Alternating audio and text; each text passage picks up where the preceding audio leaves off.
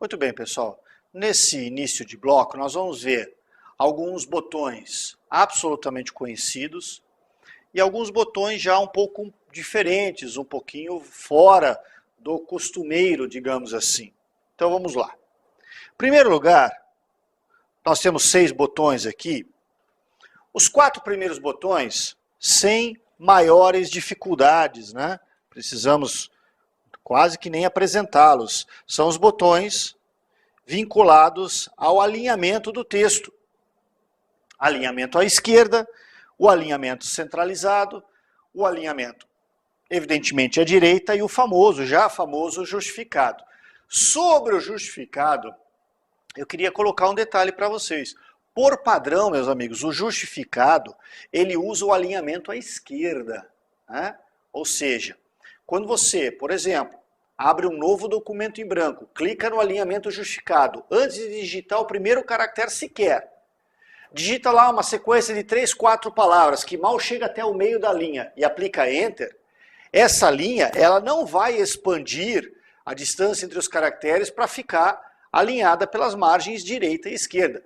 O justificado foi criado basicamente com o objetivo de evitar a hifenização e ainda assim manter um alinhamento perfeito à esquerda e à direita do texto. Então vejam, quando uma palavra não cabe exatamente lá na margem direita, o que acontece? Aliás, exatamente não foi uma palavra muito bem utilizada. Quando a palavra não cabe totalmente na margem, dentro da margem, em relação à direita, esta palavra passa para a linha de baixo e a linha que ficou sem e com a palavra, e portanto com aquele espaço em branco, vazio no seu final, a linha sofre o processo conhecido como expansão de caracteres, ou seja, os caracteres são afastados um pouco mais uns dos outros, né? Aumenta-se a distância entre os caracteres, e aí você tem um alinhamento perfeito para as margens esquerda e direita. Esse é o objetivo deste alinhamento.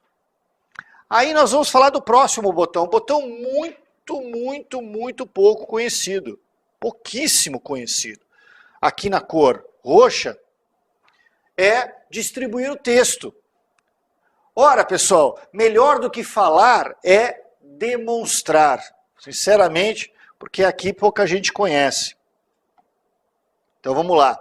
Vejam o que acontece. Eu selecionei, aí nessa área, nesse retângulo vermelho, eu selecionei um parágrafo de 2 linhas e cliquei lá naquele comando. Do comando para distribuição do texto. Olha o que acontece. Na primeira linha, não teve muito problema. Na primeira linha, não ficou muito ruim. Na segunda linha, não ficou nada legal, na minha opinião particular. Mas vai dizer assim, é engraçado, mas isso aí não parece o justificado? É verdade, galera, parece sim. Só que o justificado, o alinhamento justificado, não justifica a linha de quebra de parágrafo. Então o que acontece? Se este quadro, anotado em vermelho, se sobre ele eu simplesmente tivesse aplicado o justificado, ele ficaria, meus amigos, igual esse aqui. Igualzinho esse aqui. Ou seja, veja lá, agora nesse retângulo roxo aí na parte de baixo. Veja que a questão número 2 tem o seu enunciado, as duas primeiras linhas estão alinhadas, tanto pela margem esquerda quanto pela margem direita. Mas a terceira linha, onde você encontra apenas a palavra denominado, esta não está estendida, esticada até a margem direita. Mas se eu tivesse selecionado este parágrafo da questão número 2 e clicado também no botão para distribuir o texto seria distribuído em todas as linhas. O que aconteceria? A linha 1 e a linha 2 não mudariam, mas a linha 3 ficaria horrível, porque a palavra denominado, né, ou seja, 10 caracteres, ficariam espalhados desde o D de dado na posição que está, e a letra O ficaria aqui na margem direita. Ficaria muito desagradável, na minha opinião. Aliás, aquilo que eu fiz na questão de número 1, para mim já não ficou legal, porque na linha de baixo, na linha 2 da questão 1, tem lá, operacional Windows XP, né, do sistema operacional Windows XP. E aí as letras ficaram tão distantes que não ficou muito agradável, mas é importante a gente lembrar isso. E aqui eu já queria lembrar, porque muitos de vocês, nesse exato momento, procuraram este botão no seu Word e não encontraram. Tá? O que acontece é o seguinte, a versão XP do pacote Office, ela tanto pode ser entendida a versão 2002 quanto a versão 2003. Eu estou trabalhando para as nossas aulas com a versão 2013, eu vou explicar a vocês o porquê. A versão 2003 tem alguns poucos botões a mais, poucos, são 2 ou 3 botões só a mais. Eu prefiro trabalhar a versão que tem 2 ou 3 a mais, e eventualmente você vai fazer uma prova de concurso público que não os leve em consideração, do que o contrário. Fazer a aula trabalhando sobre a versão que tem 2 ou 3 a menos, e aí a banca vem e coloca o botão para você. Você vai falar assim, pô, aquele professor é uma porcaria, nem deu essa parte. Prefiro fazer um pouco além do que fazer um pouco aquém, tá legal? Só por isso. Então, esse é o comando, tá? Para distribuir o texto de maneira uniforme pela linha. Muito bem, próxima sequência. Também não é uma sequência difícil, sinceramente não é. Agora, vocês observam o seguinte. Vocês observam 2 botões onde muitos de vocês só tem um. Muitos de vocês só tem um botão, né? E na barra de ferramentas padrão, que foi a que nós vimos em blocos anteriores. Vocês têm lá, em blocos anteriores, num bloco anterior, vocês têm a ferramenta para mostrar ou ocultar as marcações. Agora, aqui, além de você ter as marcações, a ideia aqui é fazer com que as marcações sejam alinhadas pela esquerda ou que as marcações sejam alinhadas pela direita. Então é a mesma coisa que nós já falamos antes, mais ou menos a mesma coisa do que já falamos antes em relação a marcações, só que agora com o alinhamento à esquerda ou então à direita, tá? E os outros 2 botões, bem tranquilo, não é, galera? Realmente muito tranquilo. Os 2 botões, além deles, vou aqui usar de novo a cor vermelha, só tem um detalhe que eu queria comentar. Esses 2 botões, os 2 últimos desta sessão, são os botões representativos do quê? Daquilo que se chama de, primeiro, listas numeradas. E segundo, o último dos 4, listas com marcadores. Esses botões e esses recursos seriam interessantes, por exemplo, numa situação em que você quer digitar no meio do texto. São várias as razões que suportam esta ideia. Entre elas, 2 pontos. E aí você quer elencar, você quer fazer uma listagem, né?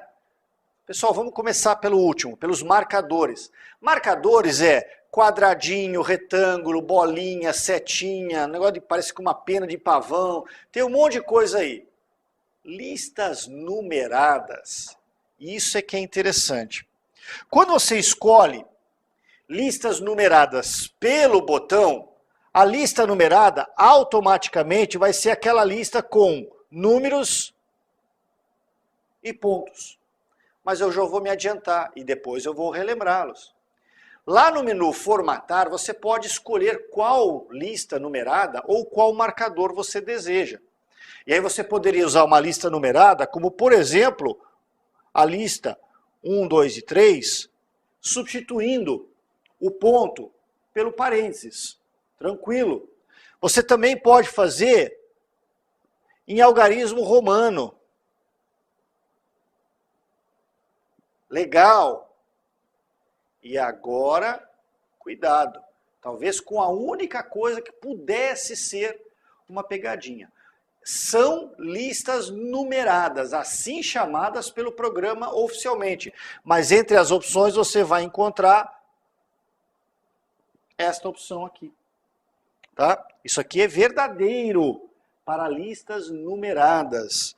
Ora, pessoal, lista numerada não é só aquela, portanto, feita por números ou com números. Embora, evidentemente, isso seja o mais comum.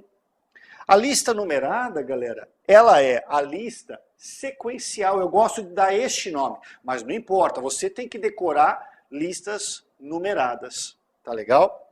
Mas isso você pode fazer com letras.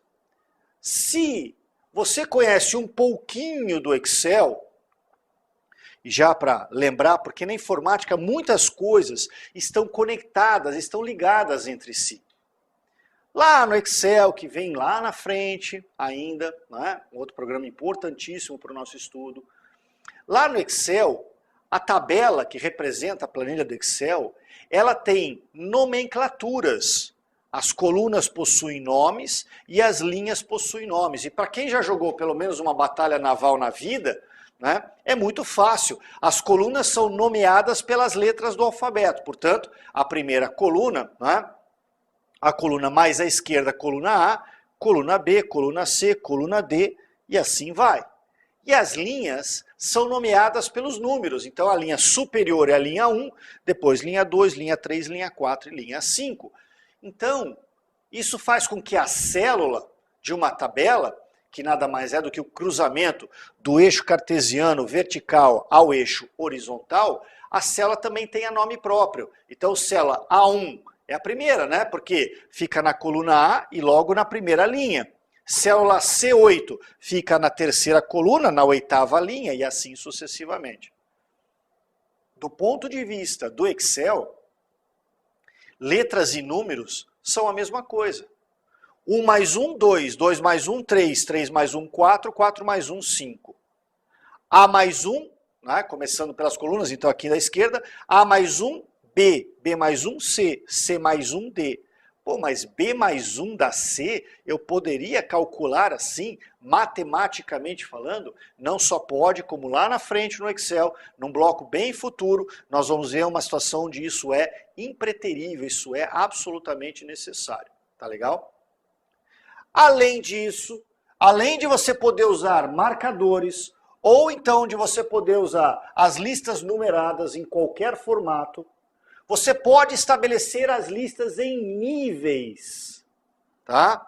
E isso tem várias vantagens, meus amigos. Por exemplo, eu vou dar um exemplo que me parece mais provável de você já ter visto, o que não quer dizer que seja o único, evidentemente. Às vezes você tem lá num certo material, vou usar de novo a ideia do índice, que eu já usei em blocos anteriores. Então você tem lá, item 1, qualquer coisa. Aí você tem aqui 1.1, 1.2 e 1.3. E também subdivisões do tópico 1. Então, por exemplo, tópico 1, hardware. 1.1, processador. 1.2, memória. 1.3, monitor e assim sucessivamente. Aí vem o item 2, com um texto também, e eventualmente as suas subdivisões. Ora, então você percebe, os itens 1 e 2 estão alinhados. E os itens 1.1, 1.2, 1.3 e também o 2.1 e 2.2 estão também, claro, alinhados. E se o item, por exemplo, 1.3 ainda tivesse uma subdivisão, seria lá para a direita, ficaria provavelmente o quê? 1.3.1 e 1.3.2. É isso que nós chamamos de vários níveis. Nós, porque o Word assim chama, né? Vários níveis, então, nada mais é do que uma espécie de uma escada, né? O item mais importante primário, item 1, aqui seria 1.1, aqui seria 1.1.1 e aqui 1.1.1.1, com várias subdivisões. Você pode fazer também vários níveis com marcadores. Então a primeira bolinha vai ficar aqui, tá? Porque na verdade vai dar na mesma coisa. A segunda bolinha vai ficar aqui, aí você tem 3 subdivisões. Aí vem uma bolinha de novo aqui, vem aqui, tanto faz, tá? Por que às vezes a gente usa marcadores ou numeração? Ah, porque a gente gosta, claro, mas também porque, galera, às vezes, principalmente os marcadores, se você tem lá uma situação como aquela que eu mencionei, são vários os argumentos que defendem essa tese, mas nenhum argumento é mais importante do que o outro. Então você não, talvez, porque cada um de nós faz o que quer, evidentemente, talvez você não use argumento 1, argumento 2, argumento 3, porque pode dar a impressão de que o argumento 1 é mais importante, ou ele é primário. Aí você usa bolinha, quadradinho, aí tanto faz, galera. Evidentemente, na prática, cada um de nós aplica ao que deseja e como melhor se adequa ao seu universo. Tá legal? É isso aí. Voltamos no próximo bloco para encerrar finalmente a barra de ferramentas formatação. Tem um detalhe final para falar sobre ela, que é bobinho, mas acho que você vai achar legal. Tá bom? Até já.